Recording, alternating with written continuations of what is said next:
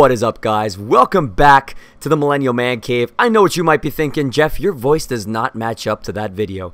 And you would be absolutely correct. Why is that, you might ask? Well, technical difficulties are a bitch.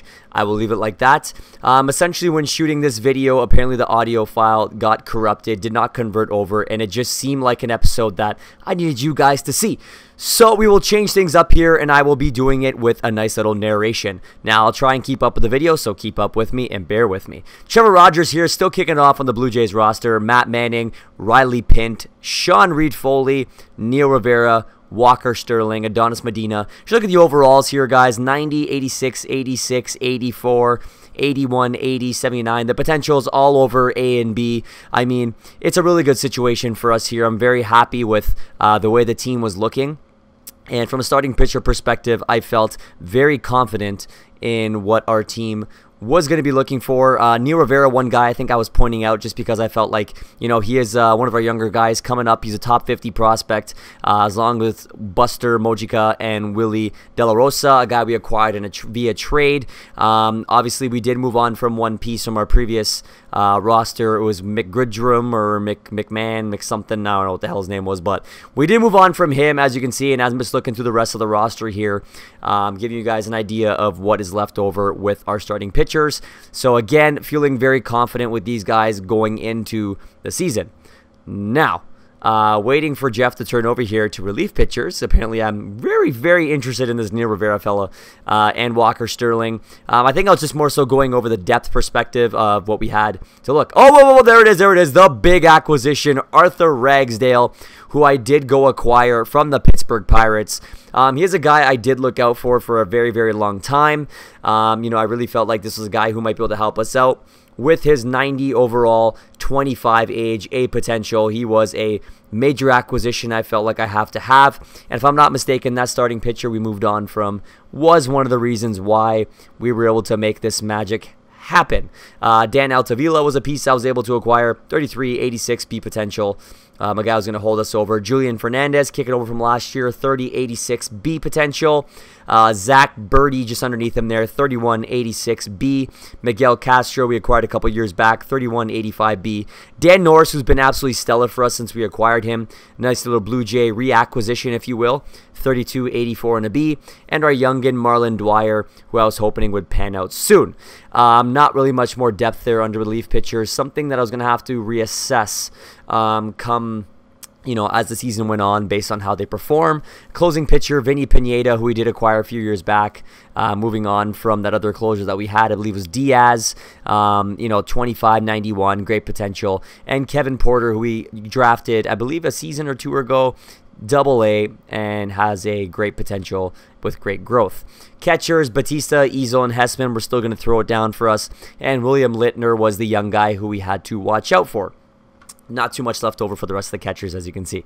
Going to first base, Bobby Bradley, Rowdy Tellez, still holding down the fort. Two absolute beasts for us the past couple years. And newly acquired Richard Moya at first base, the prospect that I got in the offseason. Really excited to see what he pans out. 22, 73, A potential. Really good opportunity for us there to see what he might bring to this roster when we have to move on from Bradley and or Tellez. So some good depth there at first base because I felt like we haven't had it since the Bradley and Tellez youngin start. Now, Greg Hayer here, just been a poster child of consistency for us since we moved on for Lourdes Gurriel, 27, 85 B potential. But a nice little name to watch out there for in Miguel Sierra, 23, 84 B potential. The guy's been absolutely stellar in his previous opportunities in the majors, and I felt like he was a good little acquisition for us there. Joe Fisk and Nick Francisco, both B potentials and in their early 20s. Just some depth there at second base finally. Third base, Vladdy Guerrero Jr. killing it, 27, 98 overall going into this season. Otis Gaspar holding down some depth for us there. Houston Irvin I acquired, he's a top 50 prospect. Just thought he might be good for some depth. And Daryl Drew and Johan Garlobo holding off the rest of third base there. You're going to see a big change coming in now, going on to the shortstops. As soon as there we go. Jeff flips over, and Nigel DeJong? No, I'm thinking soccer. Paul DeJong is officially no longer a Blue Jay. Bo Bichette, of course, did really take on the starting role. Kevin Maiton really did push DeYoung out there as an 85 overall. And DeFranco is a name, Wander Samuel Franco. I don't know why I just called him DeFranco, don't even ask. A little bit tired here, it's late. 26, 82 B potential, a real name that we have to watch for. I was really excited by his stats and his age, and someone who might be able to really pan out for us. Kevin Denton still kicking around from our draft. So is Robbie Faulkner with that great Toke Nasty looking beard. And Steve Pruitt, just some random depth. Reese Hoskins still part of this roster, 33, 94 day potential. You may notice that Adam Hasley is finally gone. He did ask for a massive, massive contract, and I could not stomach it, so we had to move on from him. And also, due to Pedro Gonzalez stepping in, I really felt like, 28, 79 B potential. He's a little bit younger than Hasley, and he did show some promise last year. So I think he's going to be a good replacement for us, and we're going to kind of let him just do his thing. And going back, once Jeff's here done looking at these numbers, Gary Neves, one of our recent acquisitions, AAA 2170. Teoscar Hernandez, the poster child of consistency, 33, 86 B potential, has hit for average and home runs every year. Really excited to see what he's going to bring to us this year. Torrey O'Keefe in the AA, piece there. He's 19, 75 out of the draft, B potential. We just drafted him last year. A guy we definitely are going to have to keep our eyes on. Monte Park, a guy we drafted a little while ago, hitting that 70 now, still got a B potential. Someone we may see eventually, hopefully, come to the roster, or at least be a good depth guy for us. Look at the numbers there. He's got some great fielding, some half-decent speed and stealing. Seeing the power numbers starting to raise up a little bit there. I mean, let's just hope he pans out to be something we can make work for the roster. Domingo Santana, his overall has been dropping pretty consistently, which is a little disappointing, but we are going to be looking at maybe moving on from him. We'll really have to see how that pans out this season. Mariano Trejo, 26, 76 B potential. Mariano Guzman, 23, 70 and a B. Gerardo Lozano, 26, 69 and an A. And Damian Ashton, who we drafted last year, 20, 66 and a B. So, I mean, our roster's not looking too bad. We got some great depth there. Jeff here going to be beginning the spring training sim process. You can see we're at 5 and 4, 6 and 4, 7 and 5, 11 and 6, 12 and 6, 13, 15, 16, 19 and 9 is where we ended off that spring training. He looks pretty impressed, as do I. Feel impressed watching that back. Now, we did have a really good regular season. We did see some big names there show up on waivers, which I wasn't happy about at all. Digging back here, you can see, look at some of the names here. Adonis Medina, one of our depth starting pitchers. And you'll see kind of as Jeff moves forward here. I can't believe I'm saying Jeff as I'm talking in the third person. It's very weird. Adonis Medina went up. And a couple other names there. Magnus Sierra also ended up, which is very disappointing. Walker Sterling, I don't know why was kept up. Sent down to AAA. We don't need 6 starters up. Heading on over to relief. You can see here Miguel Castro was sent down. That was a bit of a problem. Obviously a guy who we need in the roster. He got 31.85. He doesn't get sent down to the minors there, which was kind of stupid. So we had to wait for him to clear waivers before we could call him back up. Vinny Pineda was fine here. Kevin Porter in AA where he should be. Leo Batista did start off on the DL. Inflamed hip. Very short stint that we're looking at there. So I left Hessman and Easel up to start the year. Easel unfortunately had no options, so he was a guy we had to watch out for if we were going to send down. Now Hessman did stay up for a bit. You'll see as we go along here.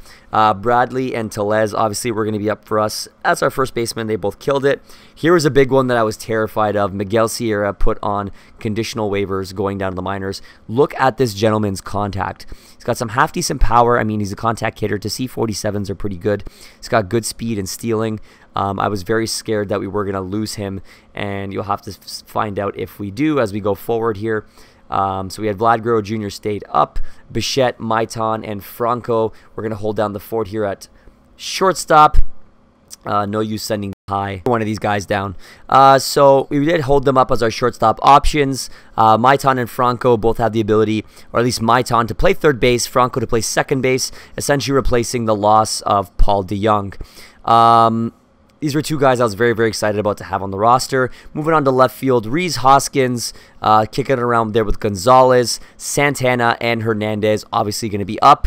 Mariano Trejo getting thrown on that waivers.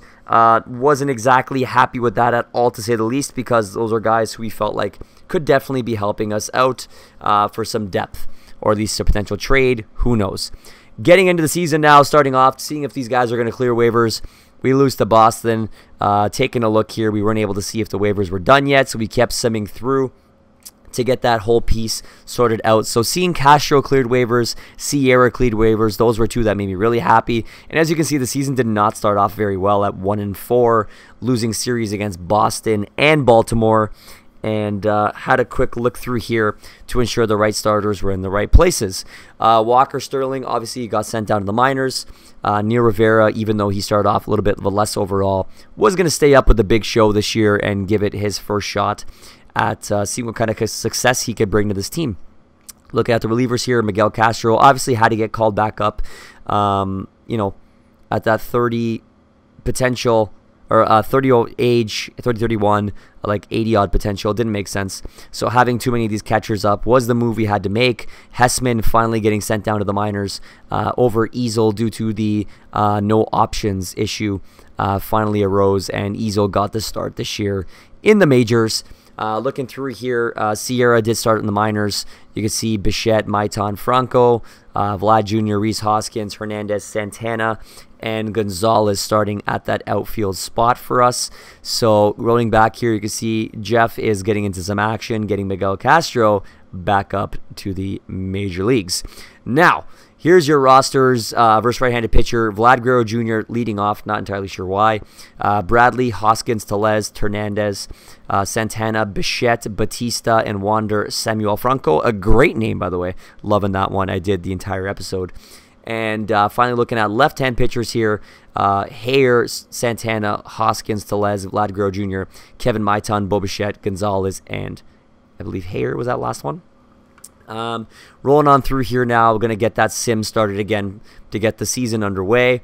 An offer here from the Mets, Medina and Saldana for Desmond Lindsay. We took a little peek at this one. This deal really made no sense for us. He was a 29-year-old already, B potential. Medina's a little bit on the older side, but Jorge Saldana was some of that relief pitcher depth that we were hoping to kind of start building due to some of the ages that we had in our relievers. And, obviously we don't want to start trading away from somewhere we don't exactly have a surplus. And Saldana's only 26 and 72 overall with B potential. Now, the simming was going to begin here again. We did start off very poorly at 3-5, but the month of April kind of looked like it started to pick up there a bit. So simming through, you can see we took the Tampa series, we lost to Minnesota, we swept the Mets, and we continue to kind of push through here, going into May, close to that first player draft, taking the Boston series, losing to Cleveland, taking the Seattle series, tying Oakland, losing to KC, at least 2 games over 500 at this point, nearing down to that first player draft, losing the series to Tampa, sweeping Texas, sweeping Philly. Things had to change. However, we were sitting pretty over 500 at least at this point, which was nice. We took the White Sox series. We lost to the Angels. Big deal here for the Reds. Malik Smith, 86 overall, heading over to the Cincinnati Reds. Coming back that way was Mitch Garver and one other piece. We lost the series to Seattle, lost 4 straight games through Oakland and the White Sox, and we're only 1 game over 500 at this point. A little bit of a panic here. Now, of course, I want to go into that first player draft. We swept the Yankees, took 1 game against Boston in a 2-game series, and started the first-year player draft. Now, looking back on this, the first-year player draft was also very heavy, as usual, in pitchers. So you can see I'm going to be taking a peek through here at what were available options for us and what made the most amount of sense. Marcus Miller did look like a half-decent option for us, 19, 65, 80 potential. Had numbers in the good spots. He's young. I took my chances on him. Heading off into round 2 of the draft here, we've been willing to see what is left over, kind of what we need to look at. Ron Portello kind of offered us some relief pitcher depth, a spot that I mentioned to you guys at the beginning of the episode that we really needed to investigate just because of some of the age of our relievers. So Ron Portillo here seemed like the best option, so your boy Jeff took him. The competitive balance round here, we didn't get anything. Off to round 3. let's see, 30th overall pick, of course, because we won the World Series last year. Not too much here from an accuracy perspective left over. I know, remember, I kind of mentioned we're going to kind of have to wing it and pick what's readily available. Now, I saw this Brian Avalos kid, 80 overall out of the draft, 80 potential, 18 years old from the Dominican Republic. I took my chances on the youngster, hoping that he would really pan out or at least have some sort of potential for us once we saw the end of the draft. Kicking back here, you can still see a lot of pitchers, starters, relievers. Shortstop there, that was a project. 20 is going to be ready until 2030, which is about 4 years away from where we are currently. And only 75 potential didn't really make much sense for me. So I took a look to see what else was readily available. And sometimes when you have a surplus, you keep adding to that surplus to ensure that you have potential to maybe move somebody and get a piece that you do need in a position that you do need, especially considering we do have some of our guys who are going to be coming up for contracts in some key areas. So I took that relief pitcher, is it Campillo? I believe his name was, which we'll see at the end there when I finally get back to signing these guys. Still looking here, you see lots of starting pitchers kicking around. So David Gonzalez and Damian Keith were the two I was looking at. I believe here I did go Damian Keith, being that he was younger of the two, and they both pretty much had the same kind of timeline for being ready in the show. And I believe I did, and I will see this right now. Yes, go Damian Keith. So my memory is still pretty good, guys. I apologize, still my voice is still in rough shape, especially with this voiceover. You could probably really make it out. Alex Chavez was the last player available. We just kind of took him for whatever. He was there. Looking here, Marcus Miller, 83 potential, 19 overall. He's a B, 69 out of the draft. Obviously, that was worth a sign, so I went ahead and did that. Ron Portillo, 79. He's 20 C potential, 60 out of the draft. I believe I signed him just for a depth sake for relief pitchers. Brian Avalos, 87 potential, B, 71 of the draft. He was that chance we took, and he worked out very well. Big pitcher there, 6'3". He got a nice quick sign. Marcus Campillo, 21, 78 potential, 71 out of the draft. C, I mean, I gave it a shot. Never know. Just depth again. Damian Keith, C, 55. His potential was 78. And Alex Chavez. So I kind of walked on from these two. Didn't make any sense to sign for me. And we finally got back into some simming action. Now, how did that pan out? Well, let's go follow along and see what happens here. So we took the Atlanta series. We swept the Philly series. We swept the Baltimore series. We took the Houston series. We took the Baltimore series again. We took the Miami series. And then here we are at Tampa. We were 16 games over 500. And I believe this is where we stopped to reassess after the first player draft what exactly our teammates were doing. Taking a look at Trevor Rogers here, 5-5, 3.54 ERA. Not too bad. I think I was pretty okay with it. Matt Manning, 10-0, 2.55 ERA, insane. And look at that strikeout to walk ratio. He's been nothing but stellar for us since we acquired him from Detroit. Riley Pint, 7-6, 3.83 ERA, not too bad. Sean Reed Foley, 7-4, 3.50, and Neil Rivera, 6-6, 3.9 ERA in his first season up in the majors. And he's up to 84, so I mean it's not too bad at all. Walker Sterling doing pretty good in the minors. De La Rosa doing very good in the minors. Adonis Medina, he's a depth guy. I don't really take this too seriously. Buster Mojica, 8-2, 2.29, killing it in Double-A. A guy who I imagine will be up soon. Ragsdale, 25, 94, 8 potential, is an absolute beast. He's killing it. I was happy to see him kill it. He's looking good. Dan Altavilla, 0 ERA, not getting too much time, 5.2 innings pitched. Dan Norris, up to 87, 4-2, 2.34. Again, can't stress enough how well this kid has played since we went off and acquired him and brought him back to Toronto. Julian Fernandez, 0-5. Probably not getting the run support he needs, but has a 3.92 ERA, so not too bad. Zach Birdie, 1-0, 3.92 ERA. Not too bad for 43 innings pitched. Miguel Castro, 5.1, 3-2.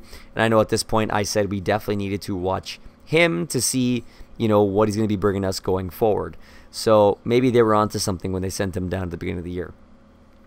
Taking a look now at the team going forward. After I think I was mentioning just here how happy I was how the relievers doing. Vinny Pineda, our closer, at 88, dropped a little bit, 4.5 ERA. And I think I checked here and I said, yes, Ragsdale must be closing, in which we did verify that he was. Vinny Pineda working out of the bullpen, I said, kind of whatever. Let them do their thing. These are quality relievers we have here, and I'm sure they can work together well. And as you can see, Kevin Porter dominating in Double-A, 82 overall, B potential. Really excited to see what he brings for us when he gets called up. Leo Batista doing very well. 5 home runs, 254 average. Alan Easel still kicking up here. Did pass Hessman for overall. And I think his numbers, yep, 1 home run, 274. Not too bad. Only 62 at-bats, so not really a big sample size. And Hessman was having a pretty good year in the minors. Tellez killing it as usual. 85, 17 home runs, 287 average. Looking very good. And Bobby Bradley, of course, part of that duo. 10 home runs, 266 average. Also looking stellar, if I do say so myself. As we move on here to second base, any moment now, we'll see what Greg Hayer had to offer us starting second base, because Magnus Sierra was in the minors. Richard Moya, quick peek here, was killing it in Double-A as well. Another A potential prospect on the up and up. So there's Magnus Sierra, a little surprise, 349 average, 9 home runs, killing it in Triple-A. And there's Greg Hayer, who, even though being cold, had 5 home runs and a 270 average. So definitely, something to keep an eye on. Vlad Guerrero Jr., 18 home runs, 311, up to 99 overall. Pretty sure I just said that there in the video too. Absolutely dominating the league. What an absolute star he is. Otis Gaspar, just some depth there, playing very well in AAA. And there's Houston Irvin, as I mentioned, some depth acquisition that we made. Daryl Drew, 313 average, looking pretty good. Now, our shortstops, you got Bo Bichette up to 89, 7 home runs, 293 average, really running through very well. Kevin Maitan, 2 home runs, 274. And then our boy Franco, 4 home runs, 243. A little bit of an issue there. A little bit slower than I wanted him to start. Robbie Faulkner not looking too great. Moving on over to left field, Rhys Hoskins continuing his dominant ways. 17 home runs, 288 average. Happy to see Pedro Gonzalez up to 4 jacks, 293 average, up to 82 overall. So definitely a guy who might be really panning out as an option for us going forward. Teoscar Hernandez, again, poster child of consistency. 13 home runs, 294 average, looking very, very good. And Torrey O'Keefe killing it in the minors, 7 home runs, 282 average, up to 77 already. So again, a guy who could be coming up sooner than later. Look at the growth. His speed is on fire. Durability is on fire. His fielding's pretty good. He's growing pretty much everywhere. Reaction looking good. The contact's coming up. I mean, he's obviously showing some pop even at the prime age of 19. Domingo Santana showing his ways, 297 average, 13 home runs. Been very well for us since we picked him up. Mariano Trejo having a half-decent year in AAA. Gerardo Lozano really can't say the same besides some extra power he's showing. Mariano Guzman, 298 in AA, looking good. And Damian Ashton, he's there. He's doing good. Peeking forward here, getting back into some sim action. We sweep Tampa. We beat the Washington series pretty well. Deal here to break. Alan Cordoba heading over to the Twins. 30 years of age, 86 overall. Padres acquiring back in this deal Robbie Holiday, whatever, and one other piece. We continue with a little sim action. Come on, Jeff, figure it out. I know it's late, but you gotta do it for the MMC family. Yeah, I'm whispering to you guys right now. Roberto Osuna, massive deal here. A couple Blue Jays involved. Osuna and Lourdes Gurriel going opposite ways in a deal. Orioles also here with an acquisition. Nick Williams, 86 overall, heading over to the Rays for Corey Ray, David Sanchez. Little interdivision trade here. Pretty surprised by it, but I guess you never know with MLB who's going where and why. I typically try not to make any deals with these guys as the Jays, but in the Seattle series, obviously, I would definitely not hesitate. Gonna sim through the All-Star game here. As per the usual, we're gonna head off to... Come on, Jeff. You can get there, bud. You can get there. There you go. Another big deal. Louis Ortiz, 30 age, 81 overall. Brewers acquire Alex Abreu, Sergio Saucedo, John Chavez. So looking like a little bit of a young for old deal going the other way. Now, swimming through with the Atlanta series, take out Baltimore, take out the White Sox. Looking at the doubleheader here with the Yankees, definitely seeing a little split series there. 10-0 loss there, not loving that. TJ Zook, formerly part of our team, as well as part of that little game that happened there.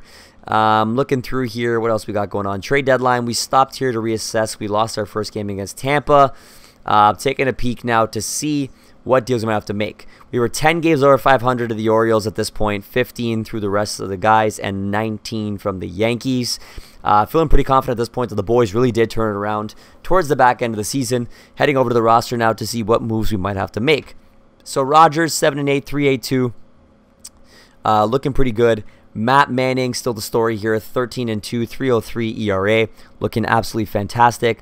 Radley Pint, 10-7, 3.39. Sean Reed-Foley, 9-5, 3.78, having another great season for us. And Neil Rivera, 7-6, 3.88. No complaints from me on that one at all whatsoever. Ragsdale continued to dominate, 3-0, 2.35 ERA. Zach Birdie up to 3-0, 3.05. Dan Altavilla, 1-0, 0.96. I mean, only 9.1 innings pitched. Dan Norris, almost 100 innings pitched, killing it, 7-2, 2.4. Julian Fernandez, 1.5, bringing the ERA down to 3.25. And last but not least, Miguel Castro, 5-3, 5.68 ERA. Not doing it for me. And definitely a guy that I was going to look to make a potential deal for. So, how do we deal with that? We eventually look into a trade, but let's look forward here. So Vinny Pineda, 25 years of age, 88 overall, looking okay. Numbers weren't too great, but again, a young guy. Batista and Izzo looked okay. Tellez looking pretty good, 25, 275, 14, 274 at first base. Definitely no issues here, kind of overlooking this little piece. So I kind of was happy to see that. Sierra dominating, 9 home runs, 352 average, was killing it. Unfortunately, obviously, he had some issues. And Greg Hayer, 7 home runs, 293, also having a great year. Sierra, definitely a guy we have to look out for. Vlad Guerrero Jr. is up to 28 home runs, 325 average. Bichette, 10 and 285. Kevin Maitan, 3 and 286. And Franco, who hit some fire, 8 home runs, 275, looking good himself as well.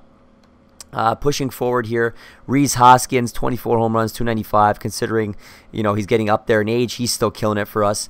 Pedro Gonzalez, 4 home runs, 291 average, really showing his worth. Teoscar still staying consistent, 18, 279. And Santana, 18, 290. Now, Trejo, Guzman, Lozano, all were cold. I wasn't loving that. But I think now the piece that we really need to look into was moving on from Miguel Castro due to him not showing very well. Now, going to step away, look for a trade. And your boy was right back into it, finding his deal. Miguel Castro and Houston Irvin, that little depth I got for third base, heading over to the White Sox. I can see Irvin's numbers were okay, but definitely not a guy who I thought was going to pan out. He's 26 already and only 71. And I moved over and got Todd Moreland.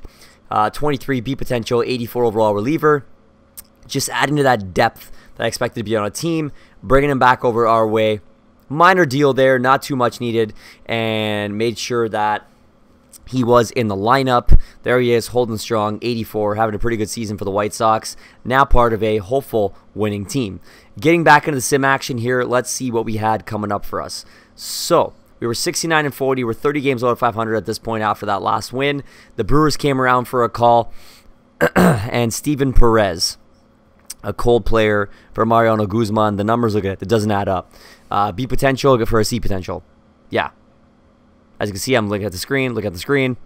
Really? Really? Yeah, no thanks. We continue to move on here. 72 and 40. A couple wins here against Detroit. One win against Detroit. We took the Tampa series, took the Angels series, swept Baltimore, went on to the Cardinals here. Great name there in Dante Falk, being wanted to be sent to us from the Cardinals. But David Buckner not really making much sense. Our guy was a better overall. Baltimore we took. Boston we lost the series. We swept the Mets. Taking on the Yankees there, we lost that series. The White Sox then came around to call again after we made that last deal. Miguel Brito, they want to send our way. Part of the top 50 prospects, but 26 in a B potential for Marlon Dwyer, one of our relievers. I was not ready to let that go. We took out Detroit and swept them. We took out Minnesota, 3 of 4. Took on Texas here next. In the last part of the season, the Bisons did not make their little playoff runs too bad, but the Fisher Cats did in Double-A. Loved every second of that. We took out Texas. We took out Houston. Double-A moved on to the next round, and we sat at 94 wins. We took out Cleveland. We took out Boston. Double-A finally lost. We were sitting at 97 and 52. How far could we push the win streak? We took out Tampa. We took out the Yankees. 2 straight sweeps. Then we took on Baltimore and lost. Split the series, and then took on Tampa and lost that series. So 106 and 56, I think one of our best winning seasons we've had, especially in this Blue Jays series. and we had to go see here how our guys did. So Rogers finishing at 9 and 10, 389, 17 and 5, 3.4. Manning was destroying. 13 and 10, 391 for Pint. Reed Foley finished strong, 14 and 7, 357. And Neil Rivera, 12 and 6, 3.71. A great first season in the league. Now, Donis Medina looked pretty good as he had his call up, went 4 innings, gave up 0 runs. Willie De La Rosa got called up in the expanded rosters, and so did Walker Sterling. Probably too young for a call-up. Ragsdale, 3-0, 1.73 in 62 innings. Killed it. Dan Altavilla looked pretty good, 2-1, 211. Not too bad at all. Zach Birdie, 3-1, 5-6, 3.64 for Fernandez. Brought that ERA down. Dan Norris, 10-2, destroyed. Todd Moreland, 6-2, destroyed. Jorge Saldana apparently got called up, did nothing. Vinny Pineda finished off the season 4-3, 4.81 ERA. Not where we wanted to see him, but I still think we have a lot that he still can grow from. Batista's 263, Ezel 219. Hessman does get the call up here, 13 at-bats, 308 average. I mean, he seems like the guy who should be staying up full time. Rowdy Tellez dominated, 36 home runs, 304 average, up to 85. And Bobby Bradley, still no pushover, 17 home runs, 266 average, with 12 stolen bases from a first baseman. Miguel Sierra got the call up in 87 at-bats, had 3 home runs and a 333 average. Greg Hayer, 302 average and 8 home runs. Both of them had a fantastic year. We had like a spoil of riches with our guys. Vlad Guerrero Jr. still at 99, 40 home runs. You heard that right, 40 with a 319 average and 14 stolen bases. This guy's incredible. Bo Bichette, 19 home runs, 277. Kevin Maitan right behind him, 319, 5 home runs. And Franco, 17 home runs with some great pop, 282 average. Excited to see what this guy has to bring to the table. Now, had to go to left field. Rhys Hoskins continues his dominance. 38 home runs, 297 average. Pedro Gonzalez, 28 home runs, looking very good. Teoscar Hernandez, 23 home runs. Monte Park came up, had a 381 average. And taking a peek at Domingo Santana, 26 home runs, 314 average. Looking very, very good. Finished the season hot. Exactly what you need to get into the postseason. Mariano Trejo did not have much but 1 run. Lozano, 667 average and 3 at-bats. So had a pretty good first showing, but obviously not a good sample size. Now, it was time to start looking into what the postseason was bound to look like.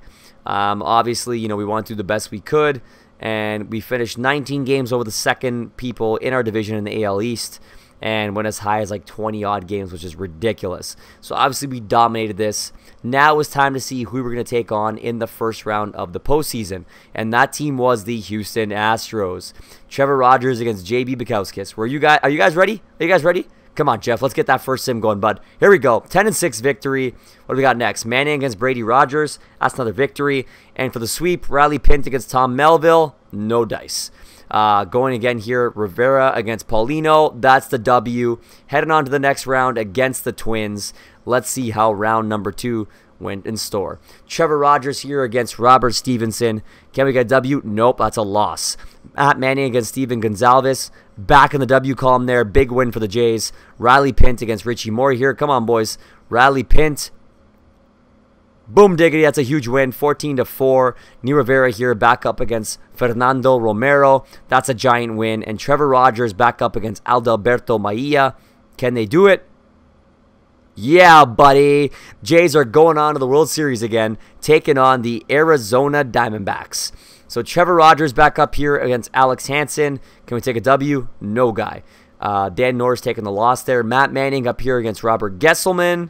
That's a big W. Let's keep it going. Riley Pint against Braxton Garrett. A W. Neil Rivera against Andrew Moore. A W. And here we go. Sean Reed Foley against Matt Tabor. Can they finish it off for their second World Series in a row? No. Here we go. Another chance here. Game 6. Matt Manning, Alec Hansen. Can they do it? World Series, baby. The Toronto Blue Jays, back-to-back World Series champions. I'm pretty sure at this point we're about 5 World Series in this rebuild series/sim series here that we did. Absolutely phenomenal storyline this season. Not too many changes. The team looked absolutely incredible. As you can see, I was stellar and happy and excited for the W. And back-to-back really does mean a lot. kind of showing off that dynasty feel like the early 90s Blue Jays. Here we go, checking out those awards as always. Vlad Guerrero Jr. was the World Series MVP. In 6 games, batted .500 with 2 home runs and 7 RBIs. Teoscar Hernandez won it for us last year. Let's look through the rest of the American League awards here. Start off with MVP, Miles Straw from the Houston Astros, who we took out in that first round. He's a B85, 31-year-old. He had a good season, 45 home runs, 300 average, 125 RBIs. Luis Severino won the Cy Young. Brendan Nimmo won the batting title. We got Brian Flynn, reliever of the year. Who else we got here? Come on. Will Benson, rookie of the year. Here, a bit of a weird one again, 27, C potential 79. I mean, it is what it is, 239 average. I guess it's the 18 home runs. Nimmo, Darrell Guerrero won the Gold Glove for pitchers. Ozzie Albies, Miguel Andujar, Jesrado Chisholm. What else we got? Richard Valencia, Estevan Florial, Jorge Soler, Miles Straw, Chance Sisco, Cody Bellinger, Ozzie Albies, Matt Chapman, J.P. Crawford, Alberto Mora Jr. Having a great season, 311, 38 home runs, 116 RBIs. Deserve that Silver Slugger in my eyes. Brandon Nimmo here, Aaron Judge, and Rhys Hoskins was the postseason MVP, as Bo Bichette was last year. 407 average, 3 home runs, 23 RBIs. Mr. Clutch Hitter getting it done. Now, going to sim off here to the offseason, show you guys exactly what we're going to be looking at in the initial stages of the offseason. We did have to replace our head coach, our farm director, and I believe it was our first base coach, which we'll see here in a second. Taking a look here at the retirees, Jason Leblezian, Ian Parmley. Who else did we have that was of good note here? Jose Altuve, that was one of the massive ones. Ryan Merritt, Max Kepler, Juris Familia. Who else did we have? Chris Bryant, another massive one there for the Cubs. Trevor Gott, Raziel Iglesias for the Cardinals. Clayton Kershaw was a massive one. We beat in the finals. Nolan Arenado. And that's pretty much it. And there's your 3 inductees. Kershaw, Altuve, Goldsmith. 3 massive names. 3 very, very well-deserved inductees to the Hall of Fames. Now, here you go. Taking a look at our free agents. Bo Bichette, Matt Manning, Dan Altavilla, Teoscar Hernandez, and Leo Batista. Not looking very good starting off in the offseason here. A lot of cash to be spent. And there you go. Manager, first base coach, and farm director to be replaced. So this is where I started the usual wrap-up, guys. Just wanted to thank you guys for listening to this episode. I know it's a little bit different, so bear with the poor quality of the mic setup situation. Some reason with the narration being done right now in my setup, it's coming off a little weird, so I apologize for that. But we'll be back on to the normal looks on our next episode. So I just want to thank you guys again for everything. I know you guys haven't seen Chef Tom in a while. He's currently dealing with some of his mental health strains right now. Just needing some time away to kind of find himself and find some peace and get back here for you guys to start shooting the MMC again. So please keep Chef Tom in your prayers and send him strength. And hopefully we see him back here sooner than later. But as the usual, thank you guys so much. Hitting 1,000 subscribers was such a great goal, something that meant so much to us. And we only continue to push forward here, looking for those 5-digit subscribers now. And with the help of you guys, we know we can achieve this goal because you guys are absolutely amazing. That support you guys have given us, like I said, it just doesn't, I can't begin to describe how much it means. Just keep hitting that subscribe button for us, guys, if you haven't already. Turn notifications on so you know when YouTube can tell you dropping the new content for the MMC, because they don't always send it. Also from there, as you guys always know, leave those fire comments, hit that like button as hard as you possibly can to make sure these videos are getting seen by some more new viewers to keep building the MMC family. And of course, share the videos, get some more family members, whoever, to keep joining this thing, and let's keep it rolling. Now, at the bottom, as per the usual, down there's all of our social media pages. Of course, down there in social media, there's Twitter, Instagram, Facebook, Twitch, all stuff that's going to be coming up in a big way. Again, we're about 4 weeks away from, me and my new place, 4 to 5 weeks. I got some painting and stuff to do, and then we're going to start the moving in process, which means that you guys are going to get to see that new setup.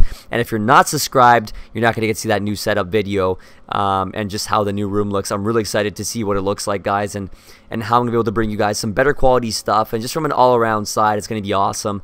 And I've been really waiting kind of for the opportunity to get that thing started.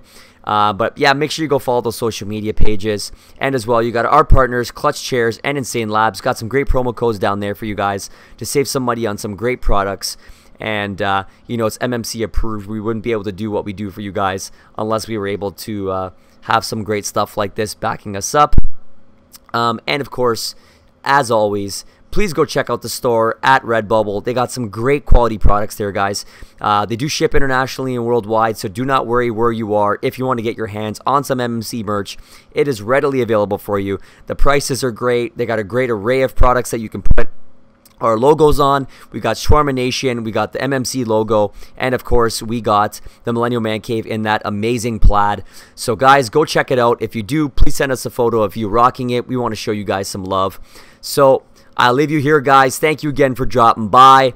You know how we do it. You know how we win. I think the only reasonable thing to do, keep on winning, guys. Keep on winning.